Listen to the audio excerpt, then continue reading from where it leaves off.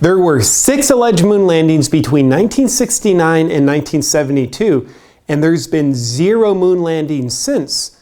Seems a little suspicious, doesn't it? Well, that's because we never went to the moon. Let me prove it to you with 13 reasons why the moon landing was fake. Why would America fake the moon landing? Well, at the time, the US was in the heat of the Cold War with the Soviet Union, and the space race was important because of the fear that the Soviet Union might weaponize space by putting missile launch sites on the moon, leaving the US defenseless. Now, the US had already been beaten by the Soviet Union in putting the first person into space. They asserted their dominance over us like the dog whisperer putting a hostile rescue dog from Tijuana in its place. But if we could be the first to the moon, then we'd be the new alpha dog in the world. But in this case, what creates the alpha dog isn't the size of the fight in the dog. It's the size of the lie in the dog that's in the fight. Thus, the US became the new alpha dog when we were the first nation to fake the moon landing. The US government also faked the moon landing to distract the public from the Vietnam War, which wasn't very popular. It's like if I'm doing something you disapprove of and I can distract you from it, then you don't notice your disapproval of the thing I'm still doing. Look over there, a moon landing. Now let's look at some hard evidence. The flag waving in the wind. Now take a look at the astronauts proudly planting the American flag on the moon as it gracefully waves in the wind. There's just one problem with this. There's no wind on the moon, Einstein.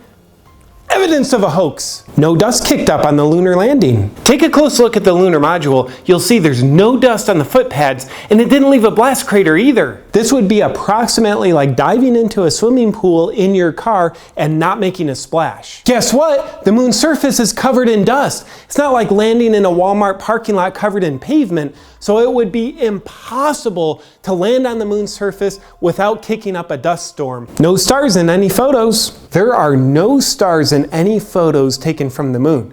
Now, were the stars just blotched out by the intense inner city streetlights that are on the moon?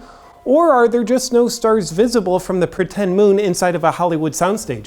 I don't know. I'm just asking questions here. Pictures have the same background. Look at these 2 photos. 2 different locations on the moon, but each have the exact same background. Looks like the set designers got a little lazy and decided they'd go with the same background for 2 different fake locations. The crosshairs. Crosshairs were etched into the lens of the camera the astronauts were using, yet in a number of photos, an object allegedly on the moon appears in front of the crosshairs. This is foul play. The only way an object could appear in front of the crosshairs is if the object were superimposed on the photo.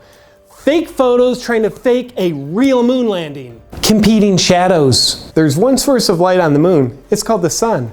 Yet some photos have shadows going at 2 different angles, suggesting multiple light sources, which suggests studio lighting, which suggests not moonlighting. Not to mention photos where the astronauts are backlit by the sun, yet you can still see the detail on front of the astronauts.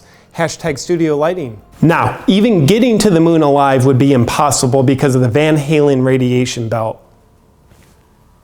The Van Allen radiation belt. No one could survive the trip through this intense radiation belt that surrounds the Earth. Can a cat survive being put in a microwave? No, which proves astronauts can't survive being put through the Van Allen radiation belt. Buzz Aldrin doing his best Mike Tyson.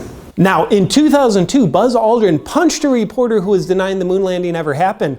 Quite the reaction. Seems like old Buzz was feeling a little insecure about something, wasn't he? Now, how did the US fake the moon landing? Well, I've got 2 words for you. Stanley Kubrick. He was hired by the government to direct and film the fake moon landing inside a Hollywood soundstage. And he could never tell the truth because if he did, they would kill him, and he knew it. That's why in his 1980 movie, The Shining, he revealed the truth through a trail of secret messages. First, take a look at the kid Danny, who obviously represents Stanley Kubrick himself in the film.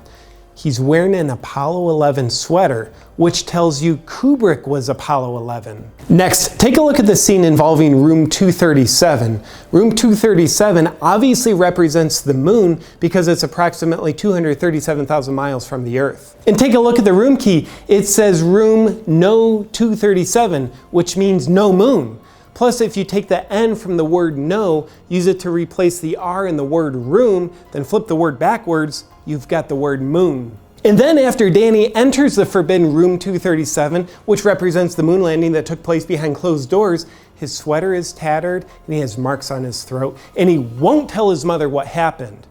This represents NASA's stranglehold on Kubrick to keep silent about the moon landing hoax. The cases of Tang by Jack's head in the storage closet correlate to Tang being on the Apollo missions and how the truth is supposed to be kept in the closet. We could also then reason to believe that the psychotic break of Jack Nicholson's character is Kubrick's portrayal of what the pressure was like of keeping such a huge secret for so long. And some would even say that the whole movie was Kubrick's way of apologizing for being a part of the biggest lie in human history. Stanley Kubrick's whole intent of The Shining was quite poetic in nature.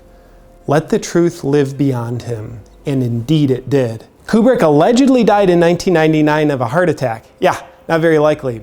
It's more probable the government finally got their eyes wide open to how Kubrick spilled the truth about the moon landing 19 years earlier in The Shining, and then decided to execute the do not talk clause in their contract, if you know what I mean. So NASA, we haven't been back to the moon for nearly 50 years. Why is that? And NASA's like, in the past 50 years, technology's actually gotten worse.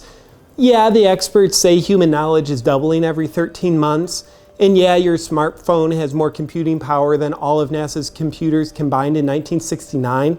But aside from all that, technology is actually getting worse, making it impossible to go back to the moon. Yeah, so that's pretty much our airtight reason for why we haven't been back to the moon for 50 years. And all follow-up questions will be answered with the term budget cuts. You know what, NASA? I don't buy into your Cold War winning, deceiving the American people propaganda. Moon landing? Fake. Oh, and by the way, the Earth is flat. If you want to watch my video proving how that's absolutely true, click here. #FlatEarth.